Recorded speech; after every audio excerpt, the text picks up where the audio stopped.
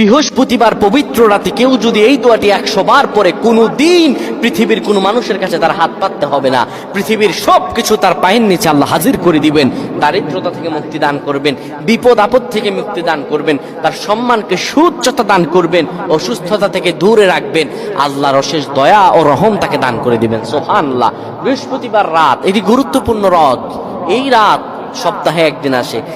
আরবিতে রাত আগে আসে, দিন পরে আসে। সুতরাং বৃহস্পতিবারের যে দিন গিয়ে রাত, এটি বৃহস্পতিবার রাত নয়, এটি শুক্রবারের রাত, এটি জুমাবারের রাত, এটি দোয়া কবুলের রাত, আল্লাহর কাছাকাছি হওয়ার রাত। সুবহানাল্লাহ। এই বৃহস্পতিবার রাত আল্লাহ তাআলা বান্দার দোয়া কবুল করেন।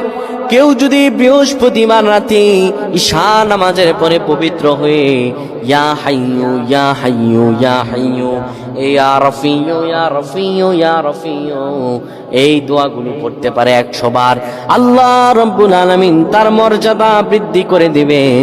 তার জীবনটাকে আমার আল্লাহ সুন্দরভাবে সাজিয়ে দিবেন।